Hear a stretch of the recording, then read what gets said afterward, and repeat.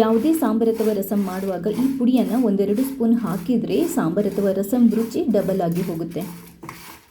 Hello, ನಮಸ್ತೆ ಎಲ್ರಿಗೂ, ಹೇಗಿದ್ರಲ್ಲ?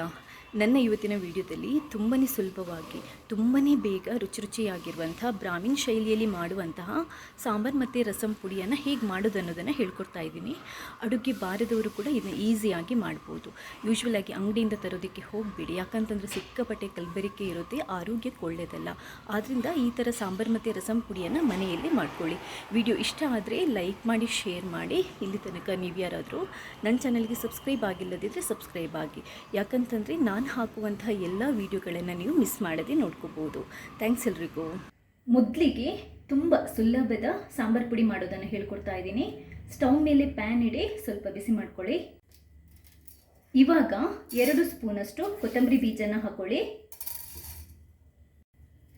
1 ಸ್ಪೂನಷ್ಟು ಜೀರಿಗೆನ ಹಾಕೊಳ್ಳಿ, 1 ಸ್ಪೂನಷ್ಟು ಸಾಸಿವೆನ ಹಾಕೊಳ್ಳಿ, 1 ಸ್ಪೂನಷ್ಟು ಕರಿಮೆಣಸು ಹಾಕೊಳ್ಳಿ, ಅಂದರೆ ಕಾಳುಮೆಣಸು ಹಾಕೊಳ್ಳಿ, 1 ಸ್ಪೂನಷ್ಟು ತೊಗರಿಬೇಳೆ ಹಾಕೊಳ್ಳಿ, 1 ಸ್ಪೂನಷ್ಟು ಕಡಲೆಬೇಳೆ ಹಾಕೊಳ್ಳಿ, 1/4 ಟೇಬಲ್ ಸ್ಪೂನಷ್ಟು ಮೆಂತೆ ಹಾಕೊಳ್ಳಿ,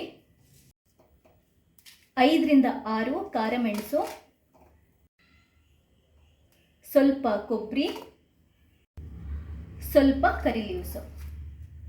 ಉರಿಯನ್ನು ಮೀಡಿಯಂ ಫ್ಲೇಮಲ್ಲಿ ಇಟ್ಬಿಟ್ಟು ನಾವೊಂದು 30 ಸೆಕೆಂಡ್ಸ್ ಇದನ್ನ ಹುರ್ಕೋಬೇಕಾಗುತ್ತೆ.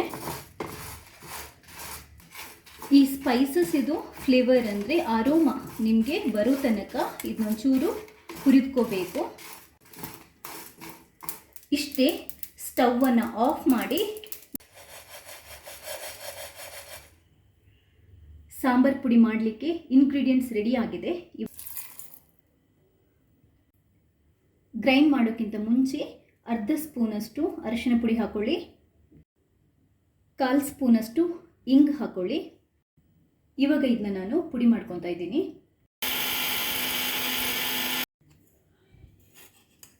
ಸೂಪರ್ ಆಗಿರುವಂತಹ ಸಾಂಬಾರು ಪುಡಿ ರೆಡಿಯಾಗಿದೆ.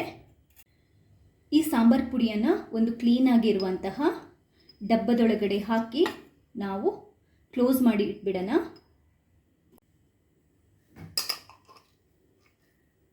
ಇದನ್ನ ಟೈಟ್ ಮಾಡಿ, ಕ್ಯಾಪನ್ನು ಟೈಟ್ ಮಾಡಿ ಫ್ರಿಜ್ಜಲ್ಲಿ ಬೇಕಾದರೂ ಇಡ್ಬೋದು, ನೀವು ಹೊರಗಡೆ ಬೇಕಾದರೂ ಇಡ್ಬೋದು.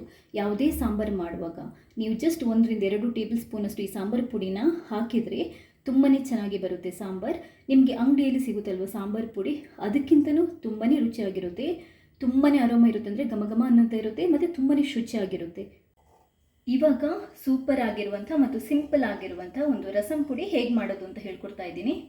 ಸ್ಟವ್ ಮೇಲೆ ಒಂದು ಪ್ಯಾನ್ ಇಡಿ, ಅದನ್ನ ಸ್ವಲ್ಪ ಬಿಸಿ ಮಾಡಿಕೊಂಡು 2 ಟೇಬಲ್ ಸ್ಪೂನಷ್ಟು ಕಾಳುಮೆಣಸು ಹಾಕೊಳ್ಳಿ, 2 ಟೇಬಲ್ ಸ್ಪೂನಷ್ಟು ಜೀರಿಗೆನ ಹಾಕೊಳ್ಳಿ,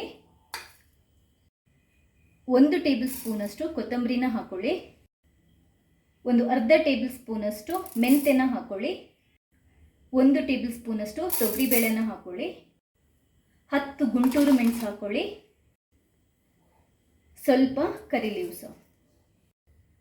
ಉರಿಯನ್ನು ಮೀಡಿಯಂ ಫ್ಲೇಮ್ಗೆ ಇಟ್ಕೊಂಡು ಇದನ್ನ ನಾವು ಸ್ವಲ್ಪ ಹುರಿದ್ಕೋಬೇಕು.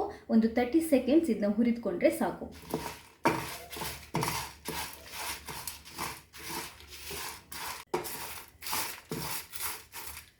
ಸ್ವಲ್ಪ ಅರೋಮ ಬಂದು ಇದೆಲ್ಲ ಕ್ರಿಸ್ಪಿ ಆಗೋ ತನಕ ಇದನ್ನ ಹುರಿದ್ಕೊಂಡ್ರೆ ಸಾಕು.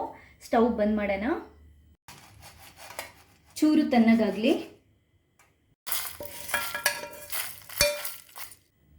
ಗ್ರೈಂಡ್ ಮಾಡೋದಕ್ಕಿಂತ ಮುಂಚೆ 1/2 ಟೇಬಲ್ ಸ್ಪೂನಷ್ಟು ಅರಿಶಿನ ಪುಡಿ ಹಾಕೊಳ್ಳಿ, 1/4 ಟೇಬಲ್ ಸ್ಪೂನಷ್ಟು ಇಂಗು ಹಾಕೊಳ್ಳಿ. ಇದನ್ನ ಇವಾಗ ನಾನು ಪುಡಿ ಮಾಡ್ಕೊತಾ ಇದ್ದೀನಿ.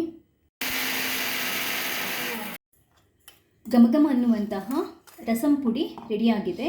ರಸಂ ಪುಡಿನ ನೀವು ತುಂಬ ನೈಸ್ ಮಾಡೋದು ಬೇಡ, ಸ್ವಲ್ಪ ತರಿ ಇದ್ದರೆ ನಡೆಯುತ್ತದೆ, ಚೆನ್ನಾಗಿರುತ್ತೆ.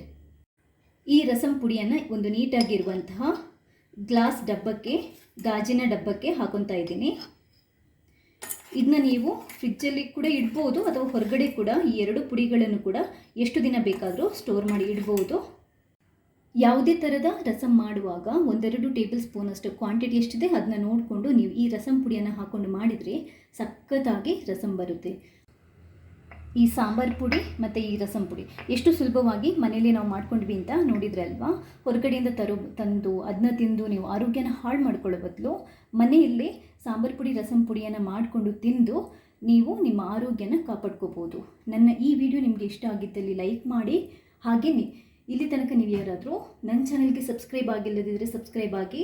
ಯಾಕಂತಂದರೆ ನಾನು ಹಾಕುವಂತಹ ಎಲ್ಲ ವೀಡಿಯೋಗಳನ್ನು ನೀವು ಮಿಸ್ ಮಾಡದೆ ನೋಡ್ಕೋಬೋದು. ಥ್ಯಾಂಕ್ಸ್ ಎಲ್ರಿಗೂ.